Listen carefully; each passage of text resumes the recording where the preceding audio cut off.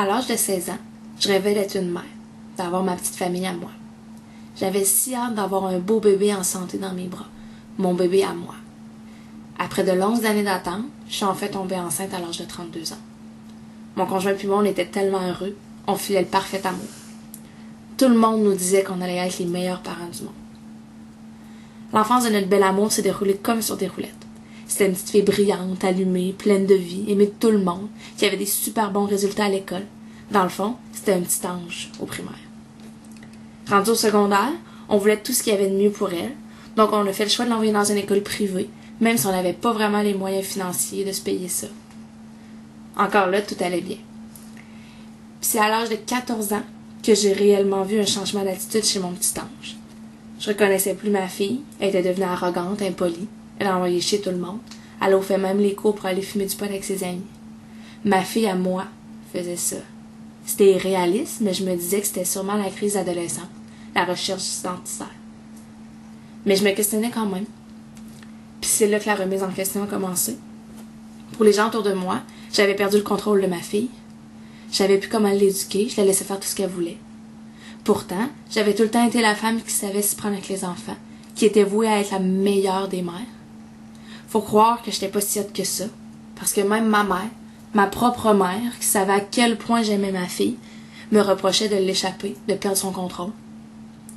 Puis un jour, en fait pas un jour, le 12 octobre 2015, j'ai reçu l'appel du directeur de l'école secondaire qui m'annonçait que ma fille allait être suspendue pour avoir fait des menaces de mort à un enseignant et que le prof allait probablement faire une plainte policière contre elle. Sur le coup, je me disais que ça se pouvait pas ma fille. Ça allait quand même pas si mal que ça. Qu'est-ce que j'avais raté avec elle pour que ça aille aussi mal en si peu de temps? Pourtant, je l'écoutais, je l'aimais, je faisais tout pour elle. J'étais devenue une si mauvaise mère que ça. Et là, les événements se sont succédés à une vitesse incroyable. En l'espace de 3 mois, ma fille a été accusée de menaces de mort. Elle habitait dans une ressource communautaire sous exigence de la cour. Elle a été renvoyée de cette même ressource pour finalement faire un placement de 4 mois en centre jeunesse. Mais qu'est-ce qui s'était passé? C'était vrai, ce que tout le monde disait. J'avais perdu le contrôle, et vous m'excuserez l'expression, mais j'étais donc ben une mère de marde. Pour être polie, j'avais perdu toute estime parentale quand la DPJ est entrée dans ma vie, pour pas dire que je me sentais incompétente, même nulle à chier comme mère. Pendant plusieurs mois, je me suis promenée la tête basse, à mentir à tout le monde sur l'endroit où se trouvait ma fille. J'avais tellement honte d'être une famille de la DPJ. Qu'est-ce que les gens allaient penser de moi, de ma fille, de ma famille? Plusieurs personnes pensent que les parents qui ont recours au service de la DPJ, c'est des parents violents, incompétents, sous-scolarisés, qui abusent de leurs enfants et qui viennent probablement de milieux défavorisés. C'est peut-être le cas pour certains, mais pas tous. D'ailleurs, je blâme personne de croire ça parce que moi aussi je le croyais. Mais moi, j'avais jamais levé la main sur ma fille, j'avais un diplôme universitaire, je gagnais bien ma vie, et pourtant, j'avais recours au service de la DPJ. Si j'avais un seul message pour vous qui écoutez ça aujourd'hui, c'est de vous informer puis de pas juger trop vite. Les familles qui ont recours au service de la DPJ n'en sont pas fiers.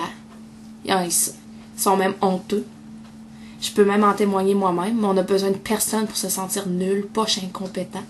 Alors ça vaut pas la peine d'en rajouter avec vos jugements. On entend beaucoup dans les médias les mauvais coups de la DPJ, mais j'ai aussi envie de vous dire qu'au quotidien, plusieurs intervenants se démènent pour rendre la vie de nos jeunes la meilleure possible, puis trop souvent on oublie le travail qu'ils font. Informez-vous pour arrêter d'être ignorant comme moi je l'ai été. Et si jamais des parents qui vivent le même genre de situation que moi m'écoutent aujourd'hui, j'ai le goût de vous dire de vous battre la tête haute, parce que moi j'ai pas eu le courage de le faire. Vous êtes pas des mauvais parents, vous êtes loin d'être faibles, vous avez seulement besoin d'aide, et demander de l'aide c'est une preuve de courage, de force. Si certaines personnes se demandent aujourd'hui pourquoi on ne voit pas mon visage dans la vidéo et pourquoi c'est pas ma vraie voix, c'est pas du tout parce que j'ai honte du message que je vous livre. C'est tout simplement pour garder l'anonymat de ma fille mineure. Aujourd'hui, ma fille va super bien. Le centre jeunesse l'a vraiment aidé. J'ai retrouvé ma fille. On vit encore des moments difficiles, mais on est plus fort que jamais pour les affronter.